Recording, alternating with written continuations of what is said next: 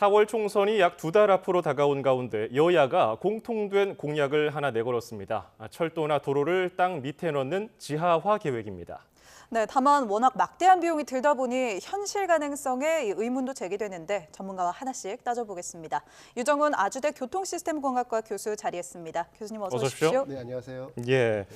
지난달에 철도 지하화 특별법이 국회를 통과하니까 이걸 근거로 이제 여야가 경쟁적으로 여러 가지 공약을 내놓고 있는데 사실 그 지역에 사시는 분들은 관심을 많이 가지실 것 같은데 그렇지 않은 분들은 참 헷갈릴 수가 있거든요. 네네. 큰 틀에서는 어떤 차이가 있습니까? 네, 지금 이제 그 구도심 같은 경우에 철도가 도시 공간을 이제 단절하다 보니까 그 도시 개발도 잘 안 되고요. 그 다음에 또 철도라고 하는 게 지상에 있다 보면 뭐 소음도 있고요. 그다음 각종 이제 그 환경적인 측면에서 열악하기 때문에 그 지역이 단순히 개발이 안 되는 거에 그치지 않고 좀 낙후되고 뭐 이런 측면이 있습니다. 예. 그래서 그 오래 전부터 이제 이런 어떤 도시 재생 차원에서 그리고 또 낙후된 지역에 대한 어떤 활성화를 통해서 도시 내에서 했던 균형 발전 이런 측면에서 오래 전부터 이제 논의가 돼 왔는데 뭐 말씀하셨다시피 이제 돈이 문제거든요. 그래서 예. 그런 부분 때문에 그동안 뭐 구체적 추진은 좀 안 돼 왔습니다. 네. 네, 말씀하신 것처럼 정말 오래전부터 이런 얘기 네네. 이제 뭐 선거철 되면 늘 맞습니다. 나왔던 것 같습니다. 철도 지하화.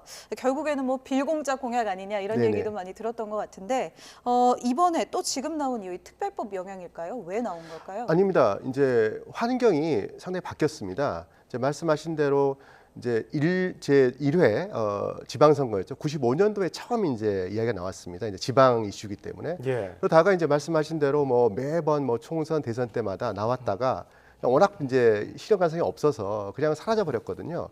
근데 이제 이번에는 뭐 지난달에 이제 특별법이 제정되기 전에도 뭔가 조금 분위기가 좋았던 이유가 95년도 하면 그때가 우리나라가 한 10,000불 정도의 시대였습니다. 예. 근데 지금은 이제 뭐 35,000불에 네. 그만큼 또 우리나라가 부자가 됐고요. 이제 그리고 또 이제 수도권 같은 경우도 지금 2,500만 원이 넘는 그러니까 자연스럽게 이 우리가 있는 이 대도시의 가치가 그만큼 올라간 겁니다. 그래서 그렇다 그러면 이 상부의 토지의 가치가 높으니 이거를 조금 잘 개발을 하면 그 지하화에 들어가는 그런 막대한 비용이 이게 감당이 되겠는데 하는 어떤 그런 부분이 있고요. 하나는 좀 기술적인 문제인데 이게 그 기존에 있는 철도를 운영을 하면서 또 새롭게 이제 동시에 새로운 지하철을 놔야 되잖아요. 이게 기술적으로 쉽지 않았습니다, 예전에는. 네. 근데 요즘은 뭐 GTX도 그렇지만은 대신도 지하에 이렇게 그 긴 터널도 만드는 게 아주 기술적으로 이제 용이해졌기 때문에 예.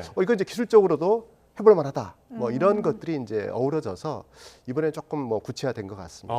네. 눈도 조금 국민들 높아지고 그리고 기술도 만들어졌지만 역시 그래도 천문학적인 금액이 들어가는 건 사실 아니겠습니까? 맞습니다. 네네. 이런 것들이 어떤 식으로 좀 구현되는지도 살펴봐야 될 텐데 네네. 그러면 지하화는 어떤 식으로 이게 구현이 됩니까? 기본 도로보다 좀 넓어지는 건가요?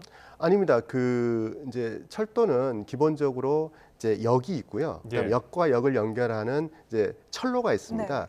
근데 아시는 바와 같이 이제 역 같은 경우는 뭐 작은 역, 큰 역도 있고요. 그다음에 또 이제 뭐 아주 큰 서울역 같은 경우는 뭐 철도를 정비하는 공간도 있고 그다음에 차량이 있고 해서 굉장히 역 주변은 공간이 넓습니다. 근데 이제 역과 역사의 선로는 이게 선 모양으로 띠 모양처럼 굉장히 폭이 좁습니다. 예. 이제 그래서 그 철로 같은 경우에는 이제 지하화를 하더라도 상부의 공간이 이렇게 넓지는 않고요. 예. 폭이 굉장히 좁은 네. 선형이다 이렇게 보시면 될 것 같습니다. 그럼 이제 고속도로를 이렇게 지하화하는 좀 경우에는 위에 다르죠. 공간이 좀 많이 생기겠네요. 그렇습니다. 네, 지금 뭐 그 가장 이제 그 우리가 예를 들 수 있는 게 이미 그 경부속도로죠. 이제 동탄 1과 동탄 2 신도시를 연결하기 위해서 지금 이제 공사 거의 막바지에 돼 있지 않습니까? 거기가 이제 뭐 경부속도로가 차로 폭이 이제 뭐 10차로, 20차로 하기 때문에 고속도로 같은 경우에는 이제 지하로 묻어서 상부가 굉장히 넓은 그런 공간이 좀 존재를 합니다. 예. 네. 지금 지역별로 그리고 뭐 자동차 도로냐 철길이냐에 따라서 또 상황이 달라질 텐데 그렇습니다. 네. 그러면 천문학적인 비용을 가지고서 여야가 어떤 식으로 재원 조달 방식을 하게 될지 그것도 좀 궁금한데요. 준비된 저희가 녹취를 들어보고 다음으로 이어가겠습니다. 그 자체에서도 사업 기회가 많이 생기지 않겠습니까? 거기에 주택이 생길 수 있고 공원이 생길 수 있고 상가가 생길 수 있지 않겠어요? 그럼 그 부분을 민자로 해결할 수 있는 부분이 대부분이라고 생각합니다. 10조 원 내외의 사업비가 소요될 것으로 민자 유치에 의해서 충분히 사업성을 확보를 하고 그렇게 해서 정상적인 사업이 추진될 수 있다. 예, 이것을 뭐 산술적으로 따져보면은 좋게 수십조 원이 들 맞습니다. 것이다라는 전문가들 전망이 있는데 여야는 민자에 좀 기대를 하고 있어요. 네네. 그럼 어떻게 실제로 이런 것들이 실현 가능성이 있습니까? 네, 이거는 이제 일반적으로 어디나 다 가능하다. 이건 절대 아니고요. 예. 정말로 이제 지금 논의되고 있는 검토하고 있는 그 전국의 대도시권의 많은 노선들 중에서 전체 노선도 아니고 또 특정 구간에 잘 이제 옥석을 가려서 살펴야 될 것 같습니다. 뭐 그 수도권만 예를 들더라도 수도권의 서울, 경기, 인천의 그 넓은 그 지역에 사실은 각 지역마다의 어떤 개발 가능성, 그다음 현재의 어떤 가치 이게 다 다르지 않습니까? 이제 예. 그렇기 때문에 일반화시켜서 어디나 이게 민간 네. 투자 가능하다 이렇게는 절대 그럴 수 없고요.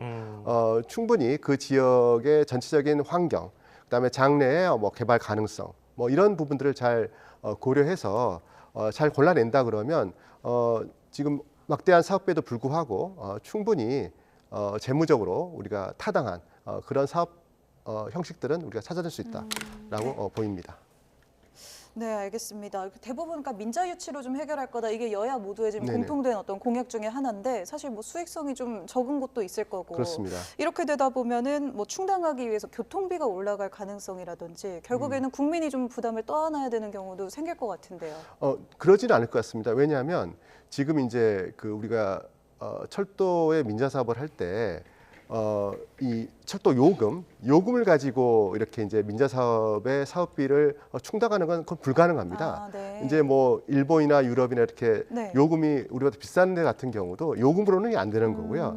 이제 원래 이런 도시개발에 나온 어떤 이익금까지 하는 거기 때문에 이게 뭐 이 민자 사업을 위해서 요금을 올리고 이제 이런 건 아니고요. 네. 그만큼 이제 정말로 이제 민자 사업을 잘 이제 구조를 짜야 되는데 실제로 이제 우리나라 정도 수준의 나라에서는 이렇게 국가 재정으로 이제 세금으로 이런 사업을 추진하지는 않습니다. 그리고 이게 굉장히 고차 방정식인데요. 이게 정말 새로운 철도도 놔야 되고요. 그다음 위에 부지의 형태도 다양하고. 그래서 그렇기 때문에 우리가 이제 어떤 사업을 개발할 건가에 대해서 굉장히 복잡한 어떤 과정이 필요하기 때문에 실제로 외국에서도 이거는 민간의 창의를 네. 우리가 이제 활용할 수 있는 민간 투자 사업으로 다 추진을 하고 있습니다. 예. 그래서 염려하신 이제 철도 요금의 네. 인상 뭐 이런 거는 이 사업의 구조 안에서 그렇게 중요한 부분은 아닙니다. 예. 알겠습니다. 그러면 수익성만 앞세워서 난개발이 되지 않도록 해외 사례라든지 성공 사례를 살펴볼 수가 있겠는데 실제적으로 이런 비슷한 경우가 있었습니까? 사실 그 기존의 철도 노선을 지하로 이제 묶고요. 그다음 위에를 개발하는 사례는 사실 해외에서 있지 않습니다. 이제 예. 해외 같은 경우에 우리가 좋은 사례라고 보는 것들은 대부분 기존에 있는 이제 철도를 이제 없애는 경우, 폐선하는 경우. 뭐 유럽 같은 경우는 도시가 워낙 오래됐기 때문에 벌써 100년, 200년 전에 네. 있던 이제 철도 노선들이 있거든요. 예. 이제 이게 이제 현대화되면서 그런 철로를 없애면서 이제 굉장히 그 멋진 도시 재생 사례는 많습니다. 뭐 뉴욕의 하이라인도 있고요. 그다음에 이제 파리 같은 경우도 우리 이제 베르시 빌라주라고 아주 아름다운 고대와 현대가 잘 어우러진 이런 게 다 철도 폐선 부지를 이제 활용한 겁니다. 그리고 또 하나는 또 이제 철도의 어떤 그 역세권 이제 역사라든지 뭐 파리 오르세 미술관이 대표적인 거고요. 뭐 네. 현대에 들어와서 리브고슈라고요. 굉장히 큰 이제 멋진 그 도시 재생 사례가 있는데 이것도 철도의 그 넓은 이제 그런 그 공간을 위에를 덮어서 이렇게 하는 경우입니다. 그래서 우리처럼 기존의 철도를 아래로 내려서 그러니까 철도를 유지하면서 예. 상부를 개발하는 거는 굉장히 세계적으로도 새롭게 시도하는 새로운 도전이 될 수 있겠군요. 굉장히 큰 도전입니다. 예. 네. 네. 그만큼 사실 난이도가 좀 있는 편일 텐데요. 네. 지하 사업을 위해서 정부가 이제 올해 안에 선도 사업 부지를 선정할 예정입니다. 사업성이나 균형 발전, 뭐 수익성 고려했을 때 지하와 1순위가 될 지역 어느 지역쯤 꼽아볼 수 있을까요? 네, 저는 이제 25일이었죠. 그 국토부의 그 접근 방법이 굉장히 타당하다고 봅니다. 이게 네. 이제 일종의 이제 바텀업인데요. 그러니까 정부에서 이렇게 정해가지고 탑다운으로 여기 하겠다 이게 아니라 그 각 이제 지자체마다 지역마다 상황이 다 다릅니다. 그리고 또 추구하는 도시의 어떤 재생 모델도 다르고요. 예. 이제 그렇기 때문에 이제 올해 9월까지 이제 공모를 받는다 그랬는데 각 뭐 전국의 대도시권의 지자체에서 우리는 이 사업을 어떤 개념을 가지고 어떤 형태로 하겠다. 그리고 또 이 사업을 우리가 실현 가능하기 위해서 우리 기업 유치하는 것처럼 예. 지자체에서는 어떤 뭐 법제도를 뭐 우리가 정부에서 지원하고 그다음에 민간 투자 사업자들 이제 유치하기 위해서 어떤 또 지원을 하겠다. 이런 것들이 다 다르거든요. 그래서 각각 지자체에 정말로 이제 창의로운 아이디어를 내서 이제 제안을 하면 이제 정부에서 엄선해서 올해 말까지 선정해서 이제 선도 사업을 하겠다. 그래서 네. 이런 어프로치는 굉장히 바람직하다고 보이고요. 정말로 이제 그 지역에 관심이 많으니까 각 이제 지자체에서 정말 열심히 고민하고 서로 이제 협력해서 좋은 어떤 그런 아이디어들이 많이 나왔으면 하는 바람이 있습니다. 네. 만약에 선도 사업지가 발표된 이후에 또 다른 곳에서 좀 시끌시끌할 수가 있겠는데 부동산입니다. 네네네. 그럼 이 사업이 과연 하루아침에 뚝딱 만들어지는 것도 아니고 그렇습니다.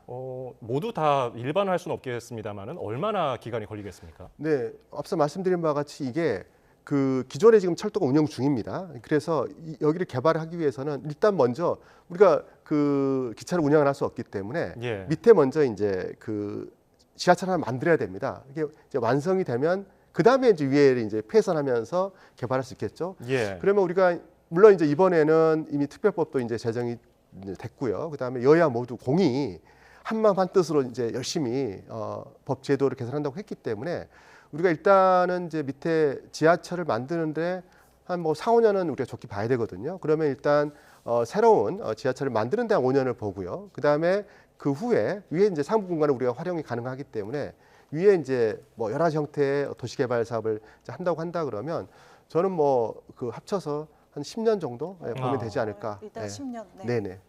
알겠습니다.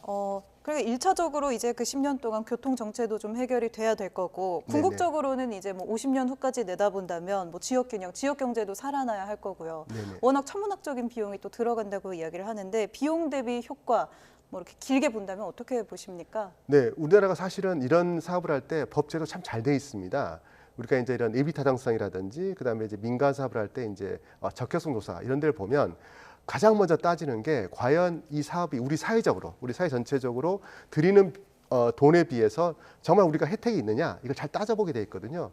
그래서 이번에도 가장 우선순위가 정말로 이게 우리 사회에 그 아주 큰 재원을 투입했을 때 정말 이제 그 지역뿐만 아니고 국가 경제에 도움이 되느냐를 따져볼 거고요. 네. 이제 그 다음에 그럼에도 불구하고 너무 좋은 사업인데도 막상 이렇게 이제 자금 조달이 안 되면 어렵잖아요. 예. 그래서 그 다음 단계로는 이제 그런 좋은 사업들 중에서 자금 조달이 실제로 가능한 이제 이런 사업들을 이제 엄선할 거기 때문에 일단 선도 사업에서 그 좋은 사업들이 이제 나온다 그러면 또 국토부 발표도 이제 내년에는 또 그 선도 사업 이외에 전체적인 한번 계획을 이제 짜겠다고 이야기를 했거든요. 예. 그래서 선도 사업의 어떤 그 진행 상황과 또 거기서 나오는 어떤 여러 가지 이제 문제점을 우리가 보면서 좀 더 확산해 나가는 그런 방식이 될 것 같습니다.